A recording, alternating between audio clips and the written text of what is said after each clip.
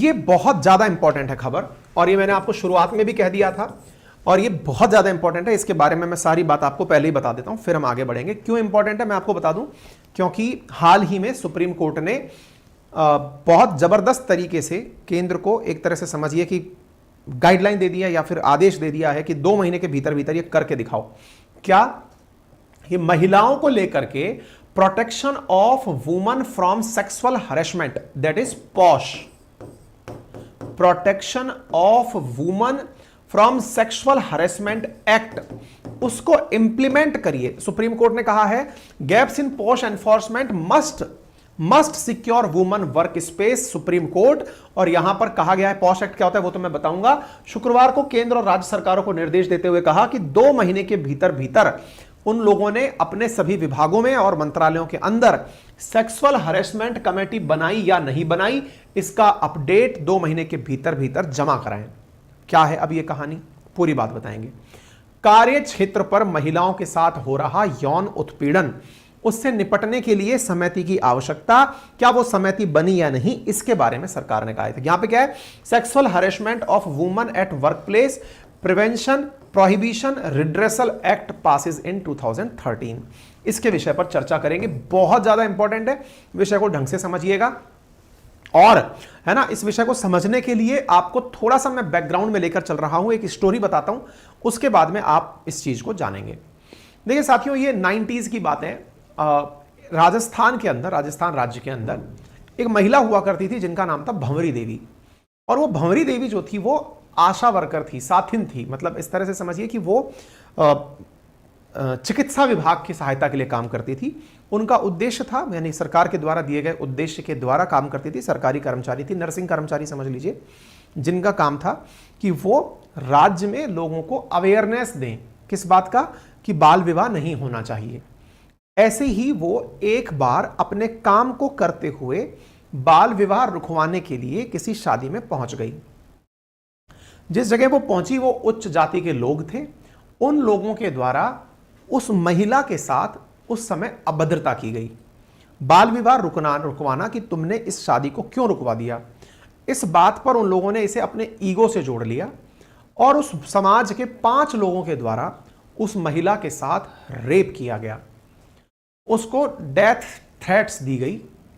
और तो और जब वो महिला अपने काम से मतलब इस पूरी दुर्घटना से पीड़ित होने के बाद पुलिस में शिकायत करने गई, तो पुलिस ने भी उस मुद्दे पर संज्ञान नहीं लिया, यानी उस मामले को दर्ज नहीं किया, क्योंकि इसमें उन्होंने तथ्य के अभाव में उस परिवार के लोगों के साथ कुछ भी एक्शन लेने से इनकार कर दिया।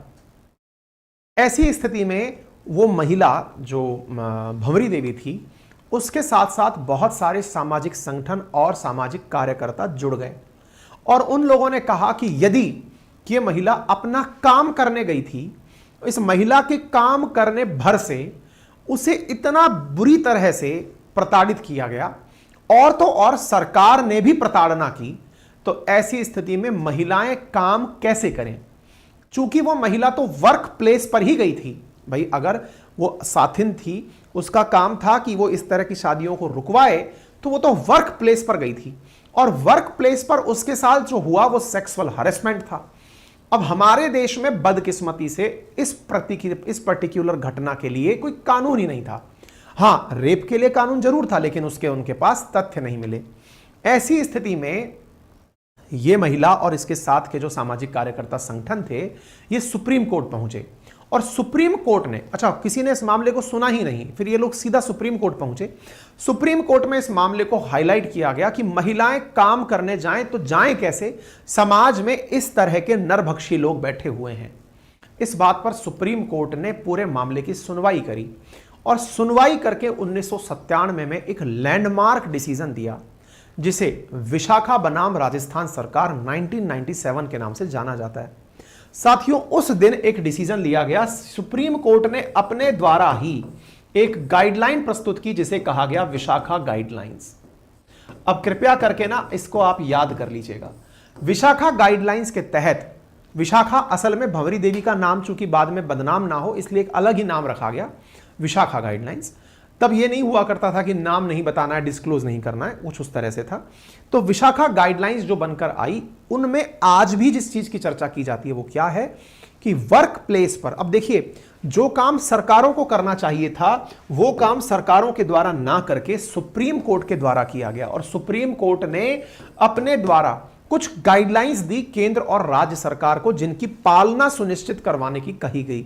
इसमें यह कहा गया कि केंद्र और राज्य में सरकारी कोई भी कर्मचारी किसी भी सेक्टर में काम करने जाए, उसमें महिलाओं के साथ किसी भी प्रकार की अभद्रता या फिर यौन दुर्व्यवहार ना हो। और इतना ही नहीं, किस चीज को दुर्व्यवहार माना गया, किस चीज को उत्पीड़न माना गया, कौन सी चीज गलत मानी गई, ये सब बातें उसमें मेंशन की गई। सोचो साथियों, सुप्रीम कोर्ट ने जो काम 1997 में कर दिया, उस काम को कानून बनने में 15 साल लग गए। 15 साल बाद सरकार के द्वारा उस विशाखा गाइडलाइंस को खुद के द्वारा यानी संसद के द्वारा कानूनी रूप दिया गया, और उस कानूनी रूप को पॉश एक्ट नाम दिया गया। जिस प्रकार से आप पॉक्सो एक्ट सुनते हैं बच्चों के लिए, ऐसे ही पॉश एक्ट है महिलाओं के लिए, और महिलाओं में भी वो महिलाएं जो वर्क प्लेस पर उत्पीड़न सहन करती हैं। इसलिए इस फॉर्म का नाम क्या बना? प्रिवेंशन। ये महिलाओं के लिए है, sexual harassment of woman at workplace. तो prevention of sexual harassment of woman at workplace ये कानून बना, और ये 2013 के अंदर आया। इसमें क्या क्या दिया गया? महिलाओं को उत्पीड़न से कैसे बचाया जाए, कैसे इस प्रक्रिया को रोका जाए, और अगर ऐसा कुछ होता है तो उसका रिड्रेसल कैसे हो, उससे निपटा कैसे जाए, इसको लेकर के पॉश गाइडलाइंस बनी। साथियों, उसमें यह निर्धारित किया गया वे सभी संस्थाएं जिसमें 10 से अधिक कर्मचारी काम करते हैं, वहां पर सेक्सुअल हरेसमेंट रिड्रेसल के लिए एक समिति का होना जरूरी है। यदि 10 से अधिक कर्मचारी काम करते हैं तो वो संस्थान, वो सरकारी संस्थान या निजी संस्थान, जैसा भी संगठन है, उसके पास अपना प्रॉपर एक ऐसी कमेटी होनी चाहिए जो इस मामले पर सुनवाई कर सके। इस कमेटी के निर्माण के लिए सुप्रीम कोर्ट ने हाल ही में सभी को फिर कसा है और कहा है कि बड़ा दुर्भाग्यपूर्ण है। साथियों, मैं दुर्भाग्यपूर्ण क्यों बोल रहा हूं, आपको जानकर आश्चर्य होगा कि हाल ही में नेशनल ह्यूमन राइट कमीशन ने एक चीज नोटिस करी, और वो क्या थी कि जो हाल ही में बच्चियों का मामला नहीं आया था, पहलवानों वाला मामला, कि पहलवानों के खिलाफ, मतलब बच्चियां जो हैं वो पहलवान हमारी जो हैं वो ब्रजभूषण के खिलाफ जो पहलवान सड़क पर बैठ गए थे जंतर मंतर पर, तो इस मुद्दे पर एनएचआरसी ने एक चीज सर्वे की और क्या पाया कि हमारे जितने भी स्पोर्ट्स मिनिस्ट्री के अंदर फेडरेशंस बने हुए हैं, चाहे फुटबॉल फेडरेशन हो या अन्य कोई फेडरेशन हो, उनमें अधिकांश फेडरेशंस में महिलाएं खेलने तो आ रही हैं, लेकिन उनके लिए सेक्सुअल हरेसमेंट रिड्रेसल समिति का काम ही नहीं है, वहां पर स्थापित ही नहीं हो रही हैं। ऐसी स्थिति में उनके साथ यदि, जैसे अभी ब्रजभूषण वाला जो मामला चला था, उस ब्रजभूषण मामले में सेक्सुअल हरेसमेंट का मुद्दा ही तो था, लेकिन उस हरेसमेंट के मामले को सुनने के लिए पूरे फेडरेशन में कोई समिति ही नहीं है। यह बात सुप्रीम कोर्ट ने भी अपने रिपोर्ट में कोट करते हुए कहा है कि सोचिए देश के लिए कितना दुर्भाग्यपूर्ण है कि इतनी बड़ी संस्थाओं तक के अंदर महिलाओं के उत्पीड़न को सुनने के लिए किसी संस्था का गठन नहीं हुआ है। ठीक है ना? सुप्रीम कोर्ट ने इस पर पूरी तरह से तीव्र प्रतिक्रिया देते हुए अगले 2 महीने का समय दिया है और कहा है कि हमें 2 महीने के भीतर भीतर यह रिपोर्ट चाहिए कि क्या स्थिति चल रही है।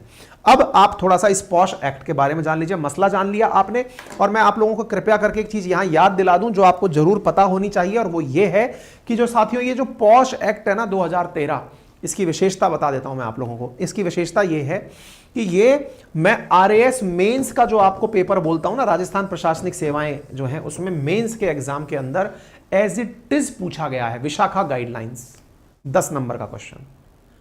ये मुद्दे हैं, सामाजिक मुद्दे, महिला उत्पीड़न से मुद्दे, ये मेंस के सिलेबस में रिटर्न है, और इनसे क्वेश्चन सीधे सीधे पूछे गए। यूपीएससी के अंदर सीधे सीधे क्वेश्चन इस विशाखा गाइडलाइन से पूछे गए और पूछे जाते रहेंगे, क्योंकि सरकारी प्रयास होते हैं कि लोगों में अवेयरनेस तभी बढ़ेगी जब लोग परीक्षाओं के माध्यम से इसे जानेंगे। तो देखिए इसमें क्या क्या था। Sexual harassment of woman at work place, यानी कि महिलाएं जहां काम करने जाती हैं, अगर उनके साथ ऐसा कुछ होता है तो उसको रोकने के लिए एक एक्ट 2013 में पारित किया गया। Posh act include unwelcome remark and action, यानी कुछ ऐसा कोई भी टिप्पणी, टीका टिप्पणी या कोई ऐसा काम आपने जो किया, जैसे महिला कहीं आ रही है, आपने उन्हें देख करके कुछ ऐसी कमेंट्री कर दी। कई बार लड़कों में अपने आप को लेकर एक अलग ही डूडपन होता है कि मैं तो भाई डूड हूं, बोले क्या मैं कुछ भी कमेंट पास कर सकता हूं। कोई ऐसी तीखी टिप्पणी आपने करी या आपने कोई फब्ती कसी, वो sexual harassment at work place में कंसीडर की जाती है।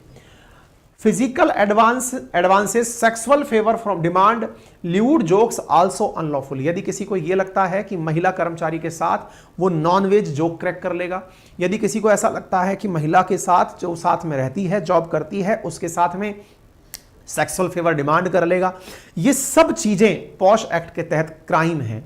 इसकी वजह से इसकी कंप्लेंट जो है वो 3 महीने के अंदर ही फाइल करने का प्रावधान किया गया है। और प्रावधान पुलिस में जाकर नहीं, एक इंटरनल कंप्लेंट कमेटी जो है वो उसी कंपनी में बनाया जाना प्रस्तावित किया गया। अब आप पूछेंगे सर इंटरनल कंप्लेंट कमेटी कैसे सुनवाई कर लेगी इस बात की, मान लो कुछ ऐसा हुआ तो उस इंटरनल कंप्लेंट कमेटी को बहुत सारी पावर दी गई है।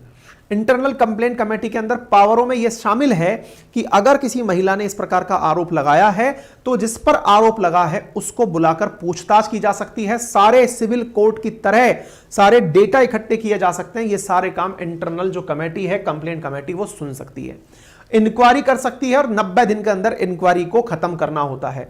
Listed companies have to be disclosed, यानी कि जो भी हमारे यहां पर मतलब इसके अंदर कंपनीज लिस्टेड हैं, प्राइवेट कंपनीज, उनके अंदर ये बताना कंपलसरी है कि उनके यहां पर कितने केस हर साल दर्ज किए गए पॉश एक्ट के अंदर। आप इससे अंदाजा लगा सकते हैं। तो पॉश एक्ट का जो मैंने बैकग्राउंड है वो बता दिया, विशाखा गाइडलाइन। एक और भी इसके पीछे का कारण है और वो क्या है, सीडॉ। अब ये सीडा क्या है, convention on elimination of all forms of discrimination against woman, जिसका भारत सिग्नेटरी है। साथियों, कन्वेंशन पूरी दुनिया के अंदर 1991 में यह निर्णय लिया गया कि महिलाओं को वर्कप्लेस से सुरक्षा देने के लिए, वर्कप्लेस पर सुरक्षा देने के लिए कानून बनाया जाए ताकि महिलाओं से विभेद को रोका जा सके। इसमें विशाखा गाइडलाइंस के अंदर workplace should have complaint committee और counsellor. Number 1, complaint procedure should be time bound, समय सीमा के अंदर होने चाहिए। Women are not to discriminate in any format workplace during the process. Article 15 का उल्लंघन है यदि किसी भी व्यक्ति को रेस, कास्ट, सेक्स, जेंडर इनके आधार पर अगर विभेदित किया जाता है तो आप यहां पर देख सकते हैं। इसके अलावा maintenance of confidentiality of victim, यदि कोई कंप्लेंट आती है तो उसकी स्थिति में आप वहां पर पूरी तरह से कॉन्फिडेंशियलिटी रखेंगे, यानी उसको डिस्क्लोज नहीं करेंगे। Committee must be headed by a woman, और कमेटी की जो हेड बनेगी वो भी एक महिला ही बनेगी। ये विशाखा गाइडलाइंस में दिए गए की प्रोविजंस हैं। पॉश एक्ट में इन्हीं को ध्यान में रखते हुए इंटरनल कंप्लेंट कमेटी का प्रावधान किया गया है, जिसमें हर नियोक्ता को यानी एम्प्लॉयर को required to constitute an ICC at each workplace with 10 और more employees to receive and address complaint for sexual harassment. यदि वहां पर 10 से ज्यादा व्यक्ति काम करते हैं तो उन्हें एक पॉश कमेटी का निर्माण करना होगा और वो निर्माण से यह कंप्लेंट जो है दर्ज कराई जा सकेगी।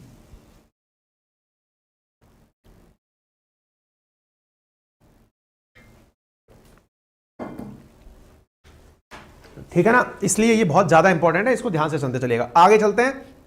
एम्प्लॉयर की ड्यूटीज में डिफाइन की गई है।